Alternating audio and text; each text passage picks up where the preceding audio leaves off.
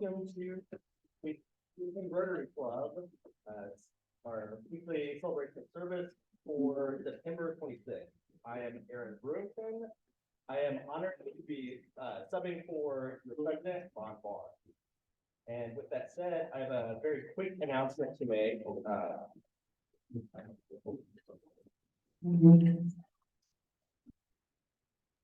There we go. So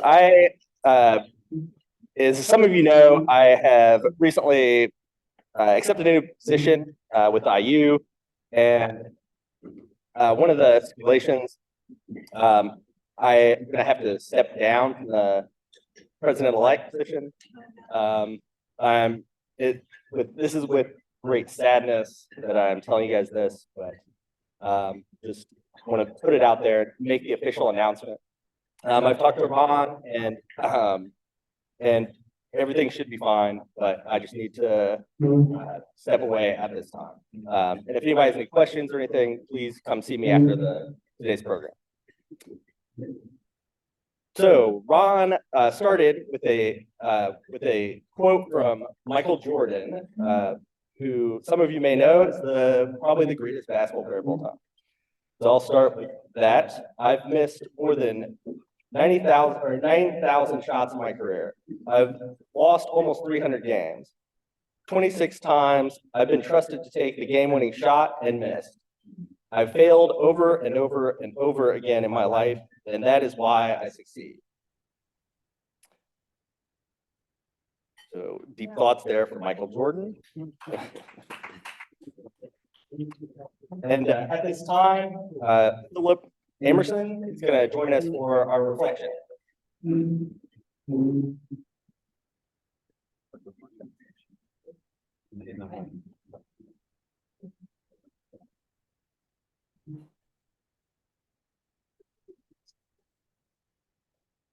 How about now? Is that any better? Yeah, we can. All right. Thank you, Aaron.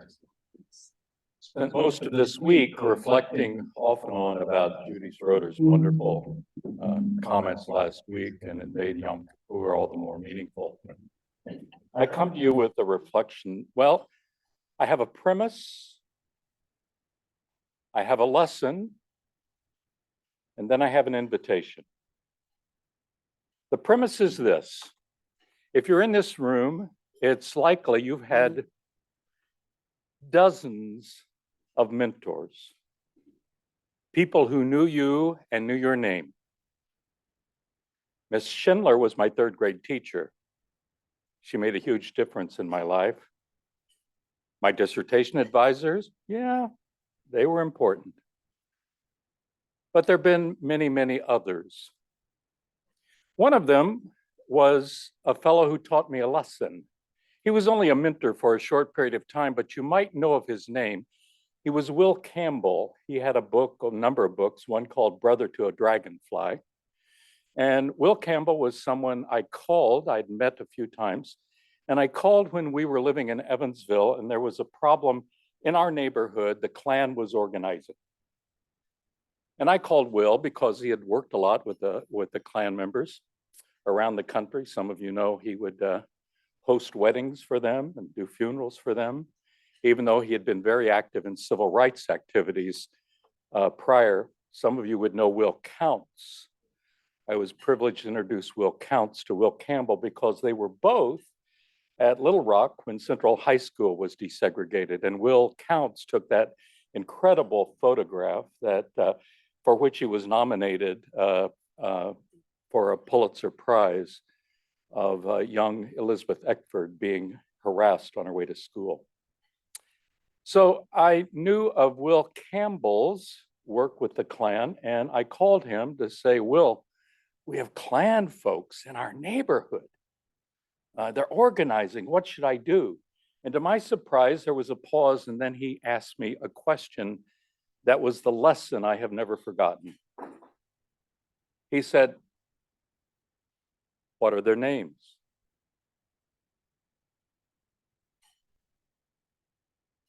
I didn't know their names. They were just the Klan.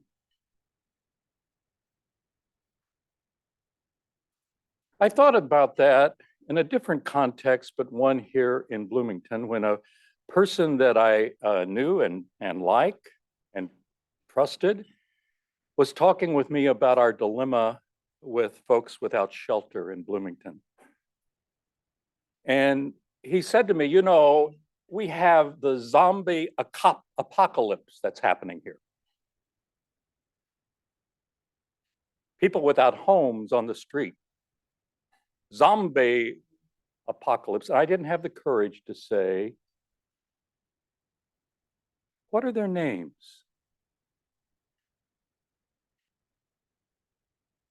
What are their names? The invitation is this. First, the premise that we all have mentors and they knew us. Secondly, the lesson that we need to know people before we judge them too fully. But then the invitation is this evening at 7:30 on the south lawn of the courthouse will be a memorial service for people without shelter who have died in the last year and memory of those beyond. You may not be able to attend. I hope to go there. I'm worried about our city. I'm worried about our nation. I'm worried that we can reduce people to zombies. I had a friend who I told I was going to give the reflection at Rotary today, and she said, "Oh, reflection, just hold up a mirror."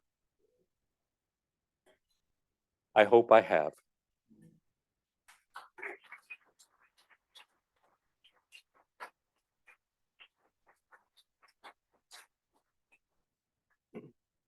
Thank you, Phil. That was a very powerful testament to compassion. So at this time, I'm going to invite Greer Carson to come up and give our introduction of guests.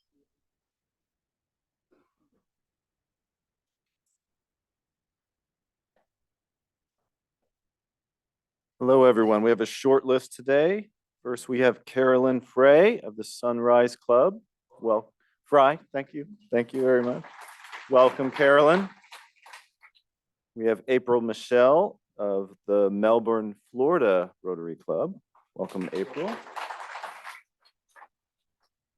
We have David Wright, a guest of our club. Welcome, David. And finally, we have Jeff Mercer, guest of Lauren Snyder. Welcome, Jeff.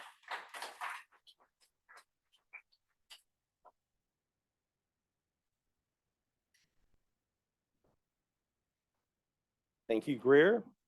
And Joy Harder, any guests on Zoom? Yes, Aaron, we do have a few guests, special guests.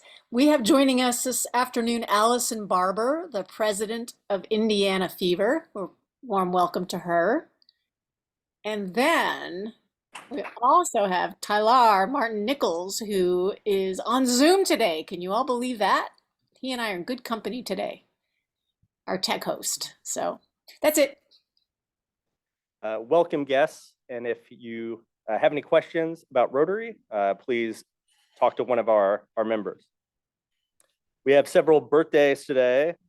First, we have Rosie Levy, who is born on September 24th.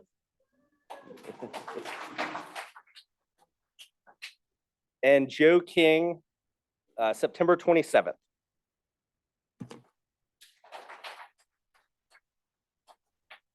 Next, we have member anniversaries. First, we have Don Capouch. Sorry if I'm mispronouncing that. He has 1 year. We have Joe King, a busy week for him, 5 years. We have Art Omick at 9 years. Bill Perkins at 19. Yolanda Trevino at 21. And James Wolf, who has 21 years in Rotary and 1 year in our club.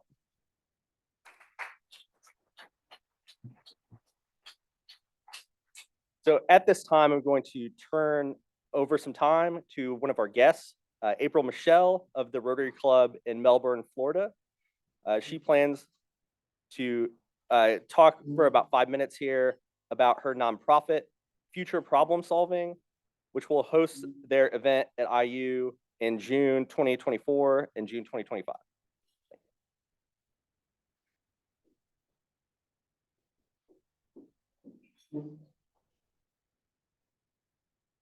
First, I did bring our club flag. I don't know if your club participates in the flag exchange, but I have this for Jim or whoever. Thank you so See much. that? Yep. We used to keep a wall of all the different flags, and it's quite exciting to see those. So thank you for just giving me a few minutes. Youth and the young change makers in the world are my career and my passion. Not only am I a member of the Melbourne, Florida Rotary Club, but I'm very involved in our district 63 or 6930 and our RILA program every year.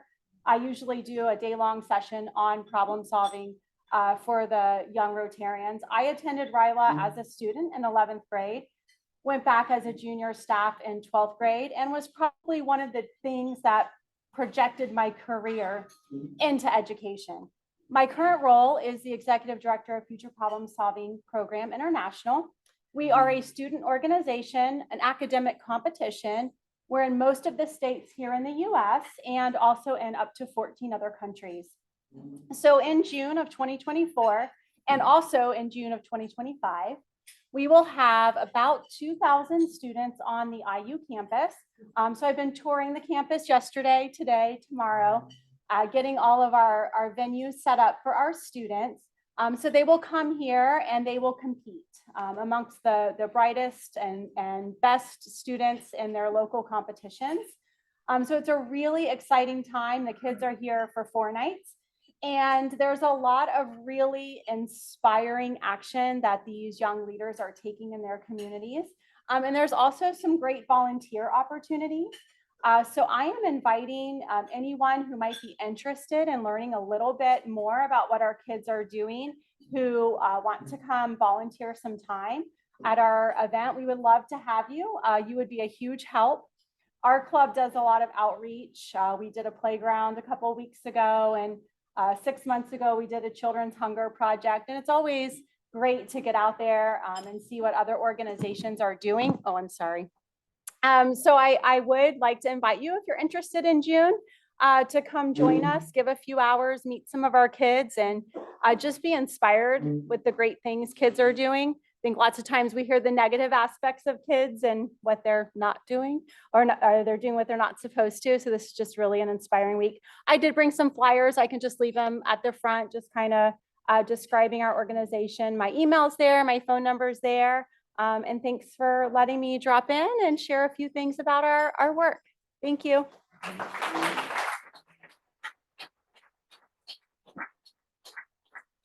Thank you so much, April. And we are in the process of redesigning our flag.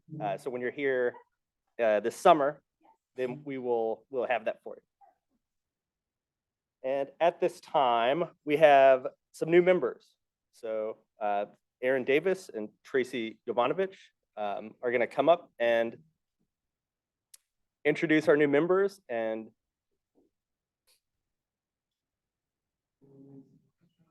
thank you so much. Thank you, Aaron, and congratulations on the new job. That's exciting.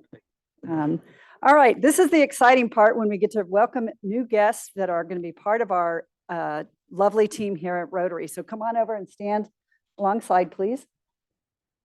And so I will go ahead and start reading the bios as we're getting in here. We are welcoming Ivy Tech, and we have Chancellor Eric Coyne, and our lead will be Heidi Schultz. Come on over. There we go. Eric serves as the Chancellor of Ivy Tech Community College, College's Bloomington, Indiana campus.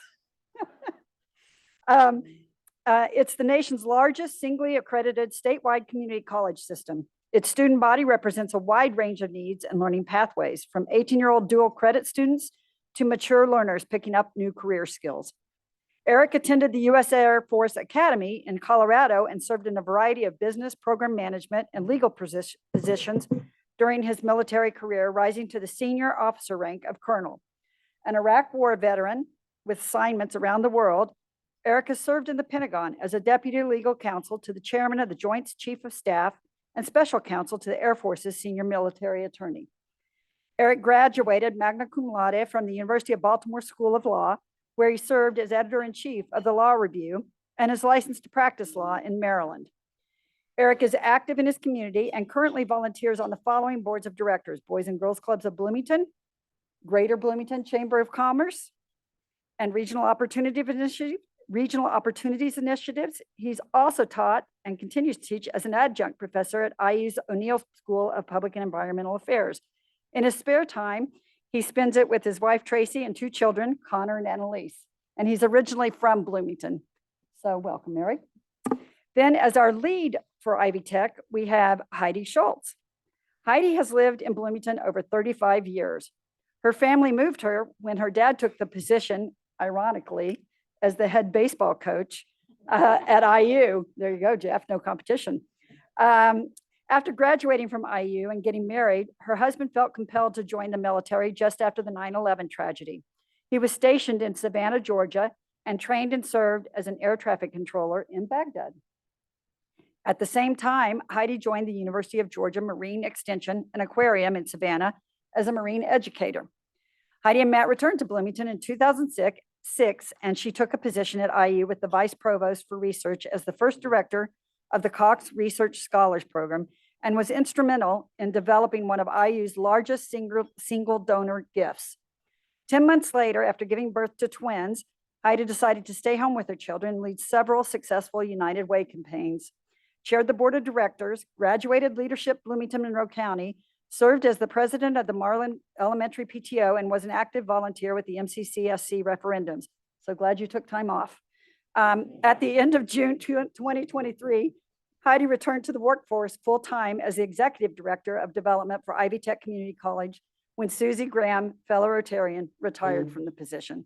Heidi enjoys anything her kids are doing, which includes a lot of carpools, sitting on bleachers, and hosting all the neighborhood kids. She's proud of her extensive gardens and loves trying new recipes. Heidi and Matt have 4 children. Heidi? And then we have Steve Versaw, our new executive director at Bloomington's Community Theater, the Buzzkirk Chumley. He recently moved to Bloomington with his wife, Amy Wachter Versaw, a PhD, who graduated with her undergrad degree from IU in 1997. And their 13-year-old daughter, Ava, who currently attends Tri-North Middle School and plays a lot of soccer. Growing up in Kalamazoo, Michigan, and graduating from Western Michigan University in 1998 with a Bachelor of Science degree in audio engineering, Steve was embedded in school music programs as well as the local music scene from a very early age, helping to create unique venue spaces, touring the country as a musician, and making records for his own groups and others. My husband's going to want to talk to you, I can tell you right now. After graduation, Steve moved to Chicago and soon began meeting artists who asked him to tour the world, first as an audio engineer, then production manager, and finally as a tour manager.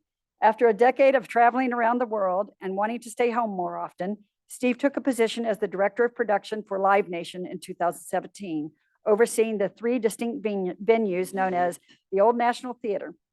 And most recently, in 2021, was asked to move into the position of general manager of the 25,000-seat Roth Music Center, or Deer Creek as we know it, in Noblesville, Indiana. So welcome.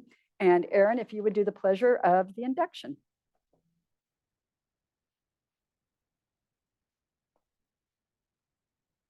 Chancellor Coyne and Heidi Schultz on behalf of Ivy Tech, and Steve Versaw on behalf of the board and membership of the Bloomington Rotary Club.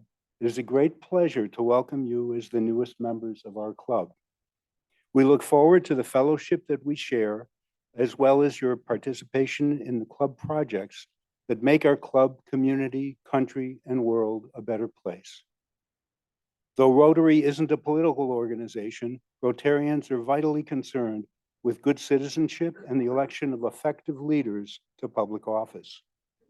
While Rotary isn't a religious organization, it is built on those highest principles that serve as a moral compass for people throughout the ages.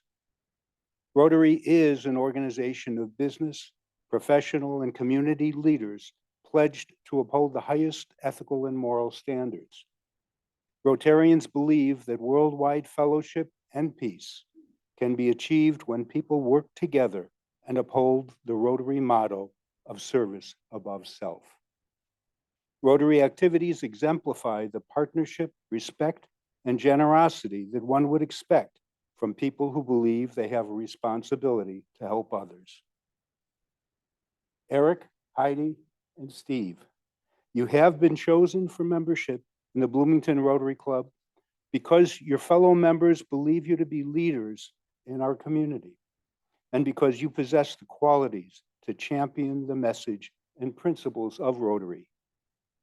You are a representative of your vocation and talents within our club and community. You have now become an ambassador of Bloomington Rotary, carrying the ideals of service to all within your sphere of influence. Our community will know and judge Rotary by your character and service. We will also look to you for inspiration as we strive to become better Rotarians. We will now pin you with the distinguished badge of a Rotarian, your Rotary pin.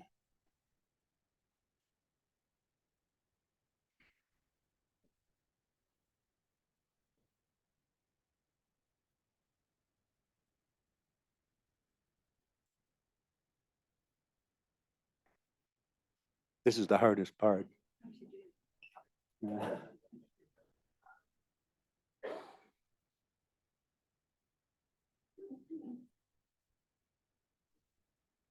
We ask that you wear your Rotary pin with pride in your many endeavors and as a symbol of our recognition of your contribution towards a better world through Rotary membership.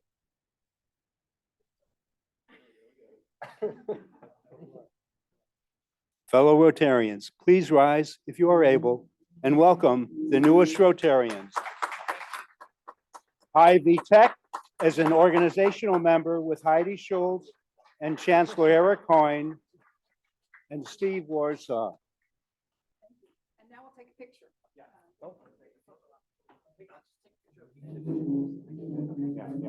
So Steve, I'm gonna take a picture of you right over here. Yeah, and then I'm gonna take the two of you together. So here comes Steve. Yeah. That's great. And one more. Fantastic. Good work, Steve. Hey. Yeah. Congrats. Yeah. Have to go really high with the camera here. Actually, you can stand a bit. Okay, that's perfect. Yeah. That's great. I love it. Thank you so much. Thank you. Thank you. Congratulations.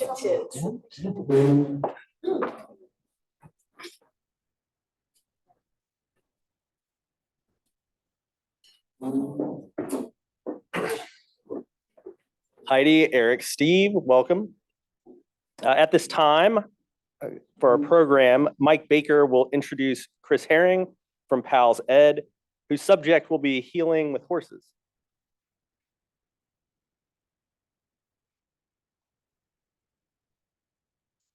Chris, I didn't know I was going to be introducing you, so this is going to be short. So we met about a year or so ago. As many of you remember, in 2017, 2018, our Rotary Club was involved with a project at PALS through a district grant where we helped renovate their outdoor arena. And my wife and I have been involved off and on for years, probably because of the horses at home. But it's a great organization.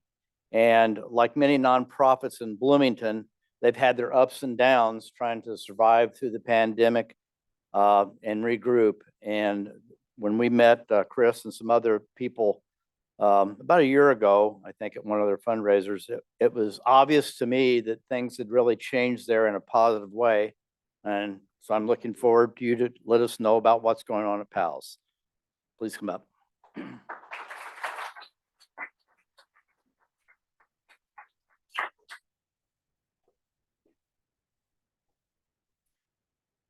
Thank you, Mike. That was a lovely introduction. There we go.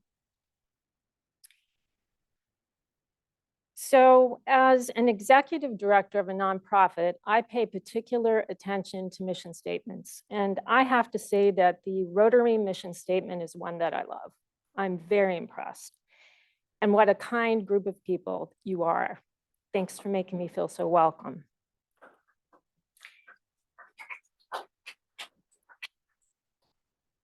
Four years ago, after a lifetime of riding, training, and loving horses, I hit a wall. I'd lost my confidence in the saddle, and I decided it was time to hang up my riding boots.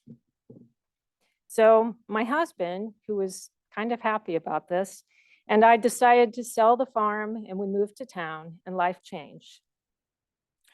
Life was good. I was done.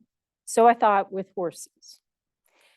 Apparently, the universe had another idea and plan in store for me. And a young horse that I had previously owned came back into my life. So I began a search for a place to board her. This is what brought me to PALS, literally through the back door with my horse. As an experienced horse person with no prior exposure to therapeutic riding, I spent many hours observing the PALS program for the better part of a year.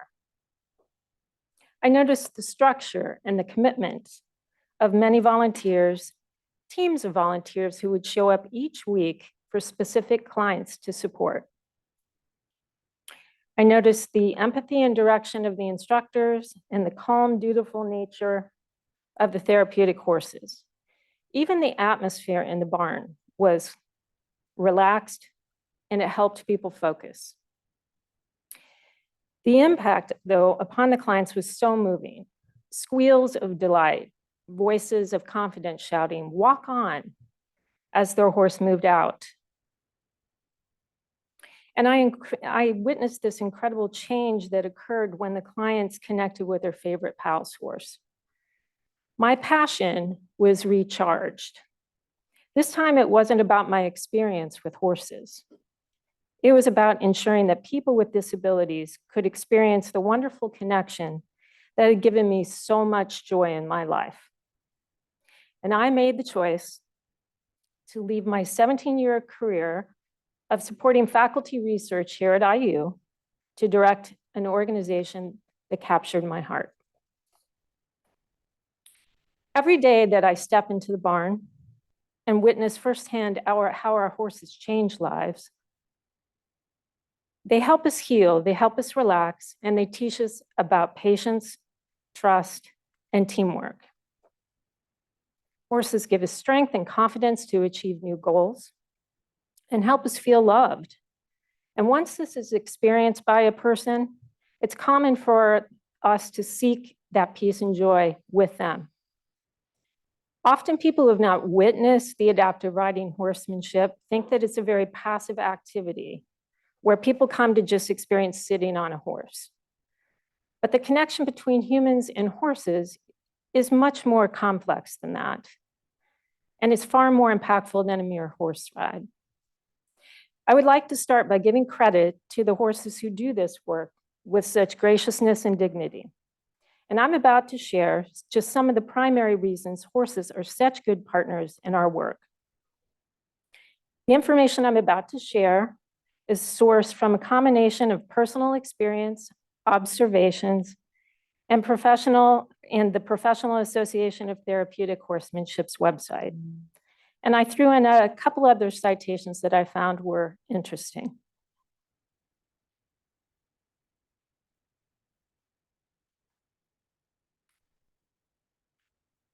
Having trouble. Sorry, guys. There we go. All right. So, horses are very social creatures, and so are we. And you can see this guy here. This is Pistol. He's one of the most beloved horses in our program. Horses rely on each other for survival, and the things that we think are important to ourselves are equally important to horses. Food, companionship, security, and trust. And because of their nature, they easily bond with humans, and they seek out this connection with us. And we, as a species, seek out a connection with them. They provide humans with a strong positive reinforcement for achieving goals. Horses can read human emotions and body language extremely well, Prey animals depend upon reading the emotions and body language of predators for survival. Recent research from the University of Sussex has confirmed that horses can not only read human emotions and facial expressions, but they can remember them at the end of the day if that person's emotions have changed, and they can adapt their behavior accordingly. There are some people that don't do this. I know humans who definitely could use a lesson or two from horses in this department. Horses cannot mask their emotions. In other words, they're terrible poker players. So what you see is how they feel. And we learn this awareness, and we try to focus and we try to hear what they're telling us. And this desire to connect with them can override our highly developed and sometimes our highly developed ability to mask our emotions. Our desire to connect with them can override our ability to sometimes hide our emotions. Because of this, horses have developed and strengthened our emotional intelligence, which is the ability to manage your own emotions and understand the emotions of others around you. So through connecting with horses, people learn to build trust, read nonverbal communication, and improve impulse control. Movement mimics the human gait of a horse. So when someone's riding it, that natural movement is like a three-dimensional movement: forward, backward, up, down. While riding, participants must constantly make postural adjustments to maintain their balance, which increases their overall orientation and body awareness. Other benefits include muscle tone, posture, range of motion, flexibility, all of which happens while a rider is thoroughly engaged in enjoying the moment. Movement and cognition have a very strong connection, and according to the American Hippotherapy Association, children learn better when they're moving. Being on a horse is a powerful motivator for kids, and it makes learning and working toward goals fun and engaging. Basic horsemanship skills can help develop learning skills such as sequential learning, how to use the correct order of grooming tools, or tacking up a horse. Vocabulary development connected with controlling and directing a horse. Whoa and walk on are spoken by our riders with such conviction and confidence. Counting, colors, learning the letters around the arena are all reinforced while being on a horse. Learning to control and direct a horse is an incredibly positive reinforcement for someone who may have very little control normally in their day-to-day life.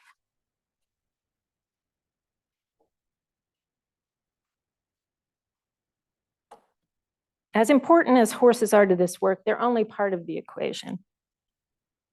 To safely bridge this connection between horses and humans with disabilities, we need a team of skilled and credentialed instructors to evaluate, train, and care for these equine partners. Trained and devoted volunteers to support the client enough to safely reach their goals. These folks must work together. Not only must our certified therapeutic riding instructors have a strong connection and understanding with each of our horses, but they must have a demonstrated knowledge about a broad range of disabilities and safety practices. Their knowledge and background help our clients work on small, achievable goals, and they evaluate each client and work with them to identify and achieve goals they wish to reach. And most importantly, they help the students recognize and appreciate the progress they've made. PALS is a Professional Association of Therapeutic Horsemanship International Accredited Center, which is the gold standard in our industry. Why is this important? Because we have proven we meet the high standard required by PATH in critical areas such as administration, facility, care and training of our horses, program policies, procedures, all to ensure that we have a safe and standardized approach to the programming we offer our clients. Next, I would like to share some stories. There are hundreds of stories every day. I mean, we see them every day. But I've chosen a few stories that have some hidden gems in them. Stories of how connecting horses had surprising impact on some of our clients. Oh, wrong way. There. Group riding classes help social skills and connections for people with disabilities. We have a group of kids, clients, who are all on the spectrum who met in a group riding class. Kids on the spectrum sometimes find it difficult making friends, but after sharing time in a therapeutic riding class, they've formed strong and lasting friendships with each other. And most importantly, their families have connected. So they've formed this incredible network for these kids. They still come every week and enroll together in our adaptive riding summer camp.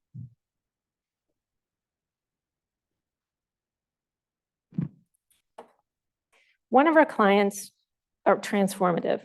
Melva is 82 years old, and her dying wish was to ride a horse again.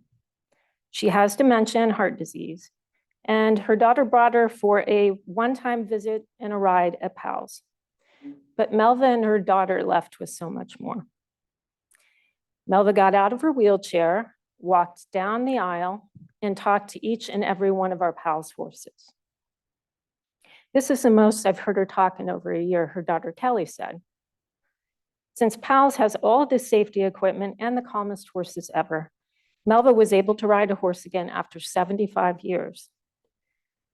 2 days later, her daughter Kelly called.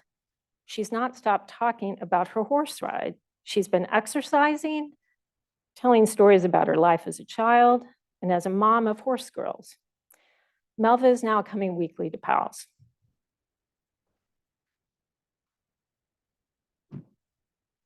One of our clients in the group class that I mentioned is a youth with autism and struggles with self-regulation and can get overstimulated very easily. This week, he had his first ride on our new sensory trail, which is an interactive half-mile riding experience designed for clients with autism spectrum disorder. Clients will ride or walk their horse through 7 stations that support and encourage sensory perception. This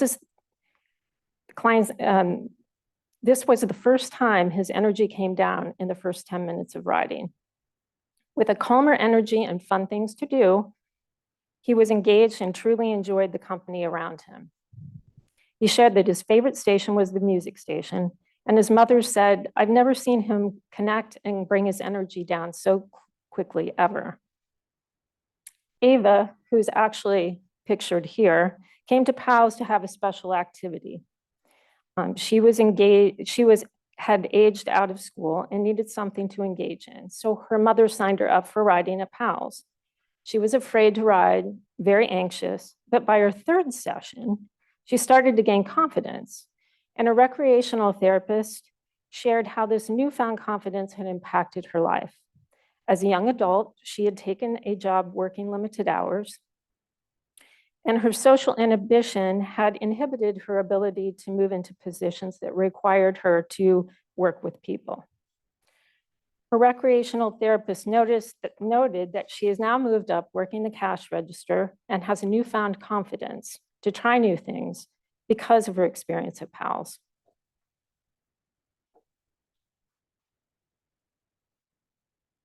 Kim is a faculty member here at IU and a friend of mine. She is visually impaired and was looking for a recreational activity in an environment where she would feel comfortable and included. She was hoping to reduce some hip pain and improve posture. Kim shared, quote, "It's a feeling of freedom to be at a place that is so inclusive where disability is just an ability the staff and volunteers have all experienced before. I'm enthralled to be learning this cooperative activity of riding with Duke, the wonderful horse I've had the pleasure of partnering with for over the last year." These are just a few of the hundreds of stories that we all collect at PALS. But now I would like to share with you a window into our PALS world with our video, please.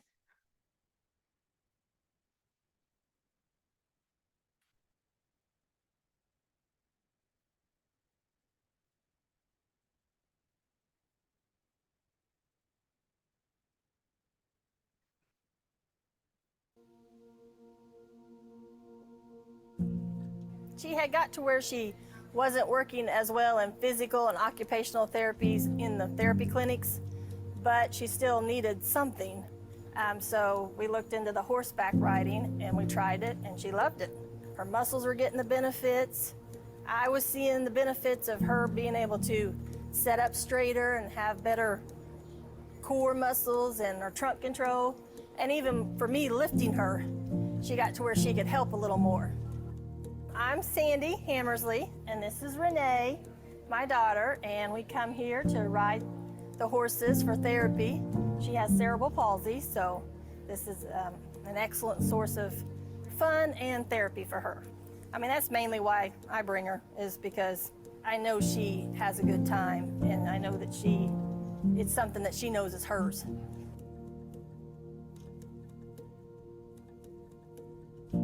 For thousands of years, people have been drawn to horses. These large, powerful creatures rely on their keen observation skills for survival. But they also use these skills and naturally curious natures to seek out and communicate with us. Their strong desire to connect can make talking about our feelings and understanding our emotions a little easier.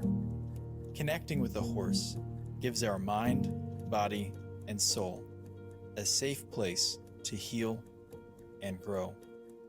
At PALS, we make this connection possible every day for our clients. It's a special place where we promote joy, quality of life, better health, and empowerment by providing therapeutic programs with horses. One in particular sticks out. It was a teen young man who is antisocial and has autism. So as he came here with his mom, he hid behind her. He was not interested in anything I had to say. And then as we came around to introduce the horses, he became very interested and said hello to the horses. And when we got to one of our horses, Frankie, this young man in no words, I mean, hadn't heard him say a word. He did not make eye contact, that kind of, just about got his head stuck, putting it through the bars, and had a whole conversation with our horse about his day. And his mom's in tears because she's like, I realize that he connects with animals, but I never understood that he sees them as equals and that he can socialize. So that is one that sticks out for me, is providing a place where they feel seen. You connected with Frankie right away, didn't you? He found out Frankie was deaf, and he went right up to him, and they just had this really, really special bond. And he said, I will be riding Frankie. Oh, he's looking for Frankie right now, sorry. Can you tell him about when you first saw Frankie? You said, I'm gonna ride Frankie, right? Yes. Yes, and you and Frankie get to know each other really well, don't you? I grew up with horses. That was something, and as a kid with disabilities, that was something that was my only connection to the world around me. But the horses here at PALS are just special. They are so much more patient and quiet than a horse you'll find anywhere. And the kind of community that those create around them, the people that also love that type of horse will be drawn to that type of person. Our horses are definitely like our coworkers in the sense that we couldn't do anything we do here without them. They're the #1 important aspect of our program. Horses are as unique as people. They all have different quirks and they all have different ways of showing you what is happening. And horses by nature are empathetic, so they will display how someone is feeling, even if they're hiding it. So having that environment benefits everyone. We have ground and riding lessons for all capacities. Like, for example, we have the lift, and I think the awareness of that has made us realize what other things we can do to benefit our clients. And so that, I think everybody should have a hobby or something that they like to do. And sometimes with the disability, you don't always get that. It's not as easy to find. I tell her on Mondays, it's horseback riding day, and she gets excited, and we come up here and she rides. And don't you? So this is mine, just for me.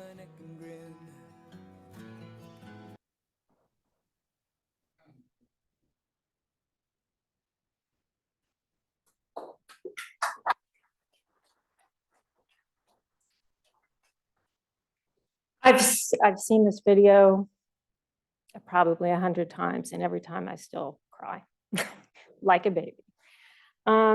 So our program, let's see, I need to get back on the slide here real quick.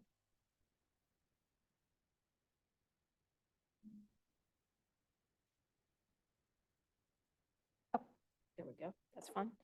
So our program continues to grow as our client base has doubled in the past 2 years. So when I began as the ED 2 years ago, coming out of COVID, we served approximately 40 clients.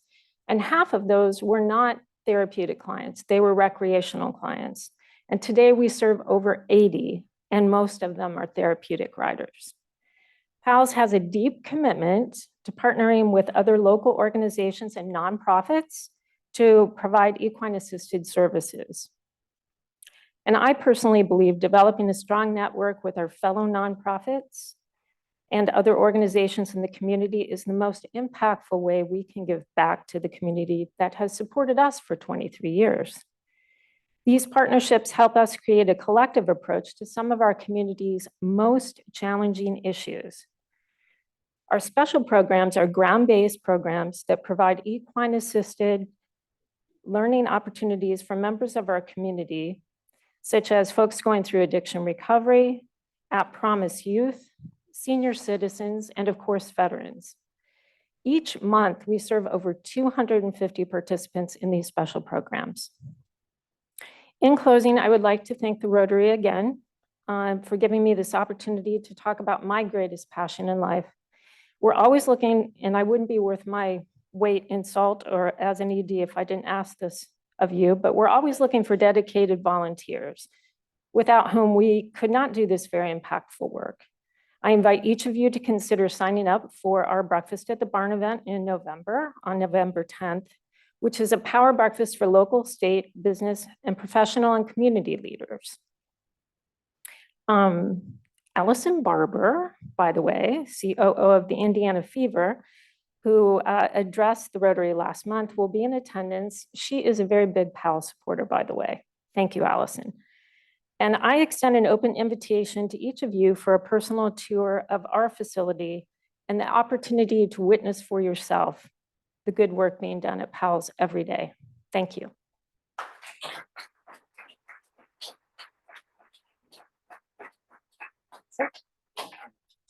And, yeah. So we have a time for a couple questions.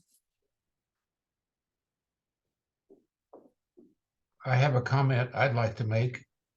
I was at St. Vincent Hospital in Indianapolis, and we had used the PALS program. I think it's located in Zionsville, and it is a terrific program, just like yours. So I'm very familiar with the accomplishments that you make with our children. Thank you.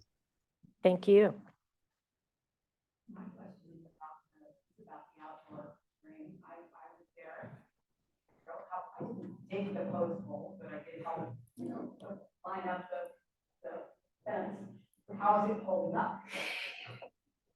It's doing well. We've had an upgrade on the footing, which was needed, and we had some work done by a local businessman. Stanger Excavation came in, and also the Rogers Group donated materials.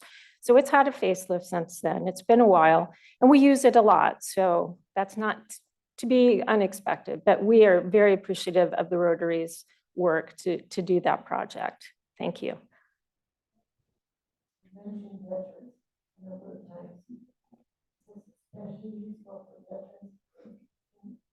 Yes, sure. It is. It's very helpful with, for one, creating a community. Veterans struggle with isolation.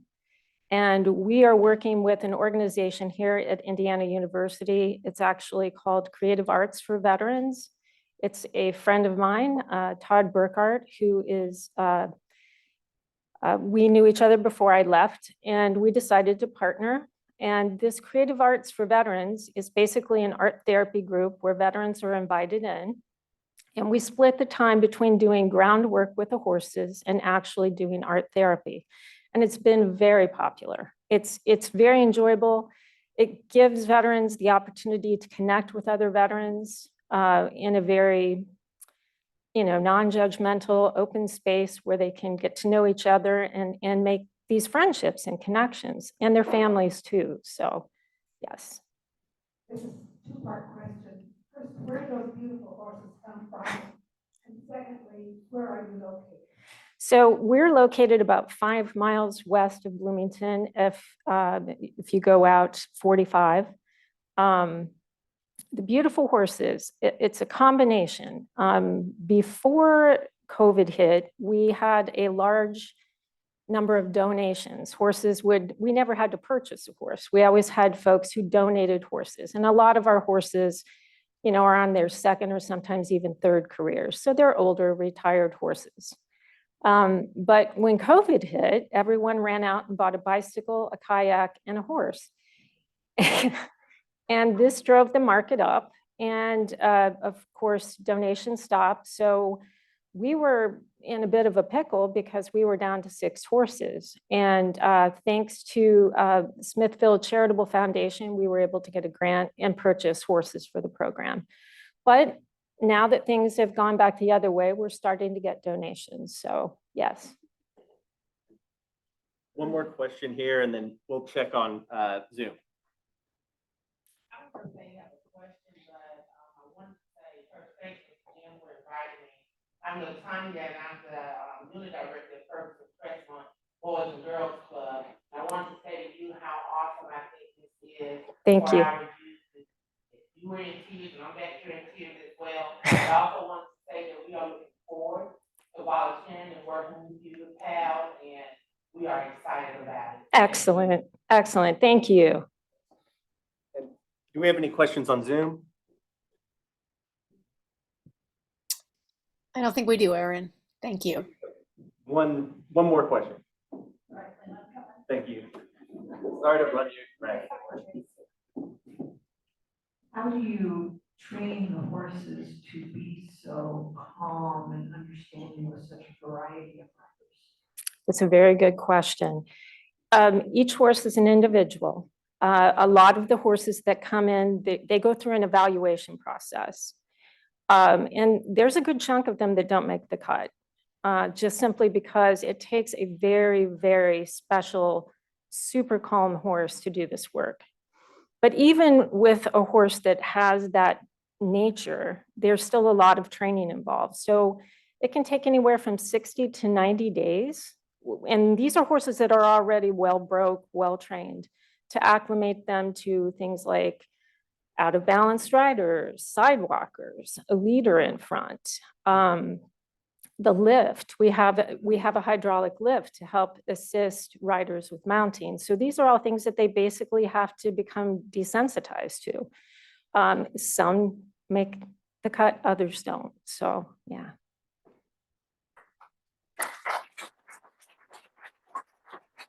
Thank you very much.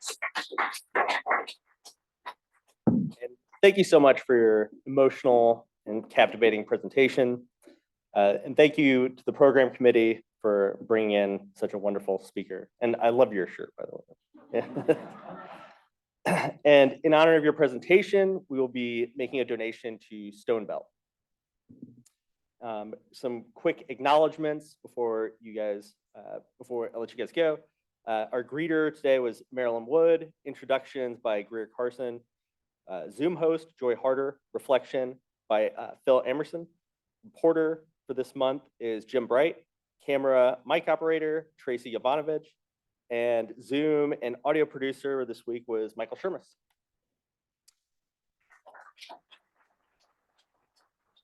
And next week we will be meeting in the Frank Japani room, and our speaker is Shelby Wood from the city of Bloomington.